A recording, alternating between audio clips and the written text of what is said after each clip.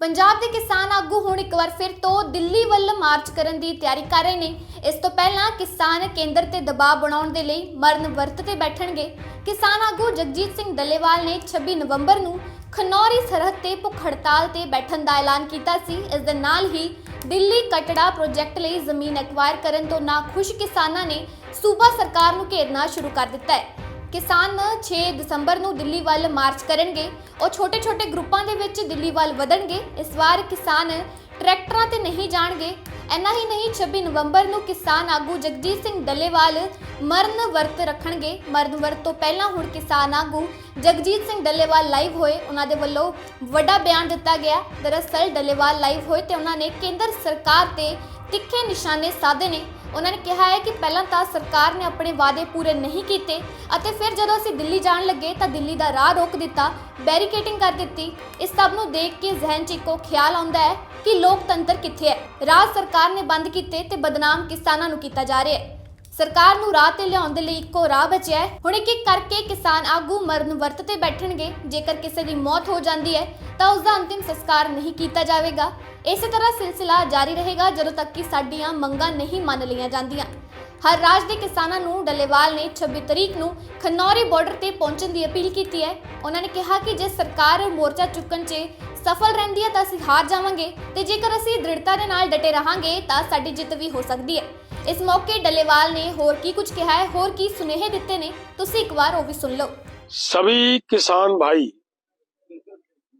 वो भले पंजाब का है, हरियाणा का, राजस्थान, मध्य प्रदेश, कर्नाटका, केरला, तमिलनाडु, कहीं का भी, पूरे भारत का कहीं का भी किसान भाई है, उन सबको आज की इस वीडियो के माध्यम से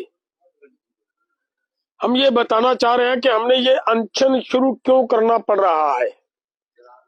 सबसे पहली बात ये, जरूरी बात ये है कि आपको इस बात की जानकारी मेरा ख्याल है अच्छी तरह, नहीं तो होनी चाहिए, कि भारत अपने आप को दुनिया का सबसे बड़ा लोकतांत्रिक देश बता रहा है।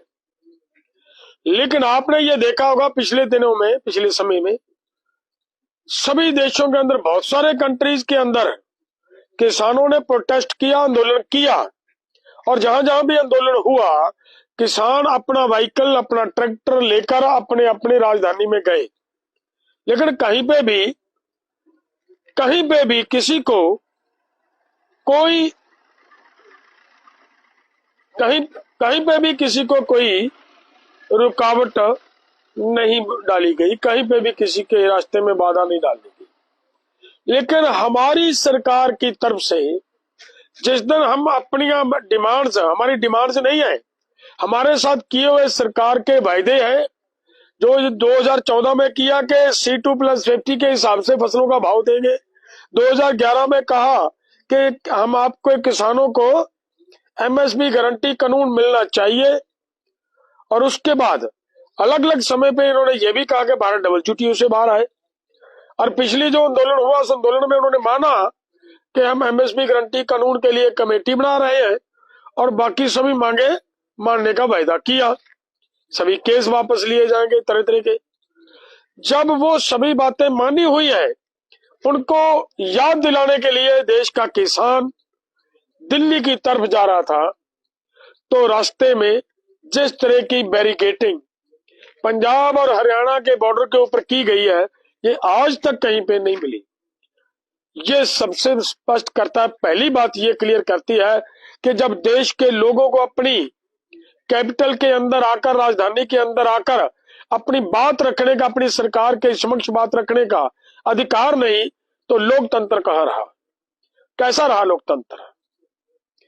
तो इसलिए तो यहां बैठे 13 फरवरी से बैठे, लगभग 9 महीने से ऊपर का समय बीत चुका है, यहां बैठे हम किसानों की बात मानने की बजाय अपने अपने तंत्र के माध्यम से किसानों को बदनाम किया जा रहा, जबकि रास्ता सरकार की ओर से बंद किया गया है, और बदनाम किसानों को किया जा रहा है कि ये रास्ता किसानों ने बंद किया। और इनके जो प्रोपेगेंडा करने वाले लोग हैं वो खूब प्रचार कर रहे हैं, किसान रोडों के ऊपर बैठे हैं, किसानों ने सड़कें बंद कर ली, किसानों ने रास्ते खराब कर दिए, जबकि ऐसा कुछ भी नहीं है। अभी आपने देखा होगा अभी अभी गाड़ियां हमारे पास से गुजर रही है, कोई ऐसी दिक्कत नहीं है। सो इसके लिए हमारी ये जो एमएसपी की गारंटी कानून के लिए, किसानों की कर्ज मुक्ति, डॉक्टर स्वामीनाथन की रिपोर्ट के लिए और सभी मांगों को लेकर ये जो हम जा रहे थे दिल्ली की तरफ, सरकार ने नहीं जाने दिया। मजबूरन सरकार को अपनी बात के ऊपर लाने के लिए एक ही रास्ता बचता है देश दोस्तों। अगर हम अपने आप को एक ऑर्गेनाइजेशन के नेता कहलाते हैं और उसके आगे एसकेएम नॉन पॉलिटिकल जो लगभग जिसमें 100 के करीब ऑर्गेनाइजेशन काम करती है, सभी के ने उसका कन्वीनर होने की जिम्मेदारी दे रखी है, तो फिर ये एक जिम्मेदारी बनती है कि लोग ना मरे। लोगों से पहले हमारा नेता की जिम्मेदारी बनती है कि वो नेता अपने प्राणों की आहुति दे। उसके लिए ये जो यहाँ 26 तारीख से अनशन शुरू करने का प्रोग्राम दिया गया है, ये प्रोग्राम दिया दोनों फोरमों की तरफ से दिया गया है। पूरी ताकत से इसको सफल बनाना है, ये तय हो चुका है। अगर एक आगू की मृत्यु होती है तो उसकी डेड बॉडी का अंतिम संस्कार नहीं किया जाएगा और उसके बाद सेकंड लाइन का लीडर बैठेगा, उसके बाद तीसरा लीडर बैठेगा, उसके बाद चौथा लीडर बैठेगा। तब तक ये सिलसिला जारी रहेगा जब तक सरकार किसानों की मांगों के ऊपर गौर नहीं करती। ये मैं आप सबसे ये इसलिए बताना चाह रहा था कि आप सबको इस बात का जानकारी, इस बात की नॉलेज होनी चाहिए कि हम आज जो 26 तारीख को अनशन पे बैठने का प्रोग्राम कर दे रहे हैं, दिया हुआ है, वो क्यों दिया जा रहा है। तो इसकी मेन वजह ये है दोस्तों, आप सबसे मेरी हाथ जोड़ के हमें हमारी विनती है कि सभी अदर स्टेटों से भी जितने किसान भाई, जितने एसकेएम नॉन पॉलिटिकल के साथ जुड़े हुए संगठन हैं, सभी संगठन अपनी पूरी ताकत से 26 तारीख को, 26 नवंबर को खनौरी बॉर्डर पे पहुंचे और सभी मिलकर इस आंदोलन को सफल बनाने का प्रयास करें। देखिए, फैसला ले लिया गया, अब जीत तक लेकर जाना आपके हाथ में है।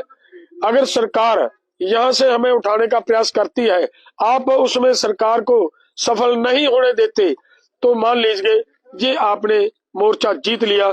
अगर सरकार अपने आशय में, अपने प्रोग्राम में सफल हो जाती है, हमें उठा लेती है, हमारे दूसरे साथियों को उठा लेती है, तो फिर मान लीजिए हम हार जाएंगे। इसके लिए आप सबसे निवेदन है, पूरी ताकत से यहाँ पे आए, इस मोर्चे को मजबूती दें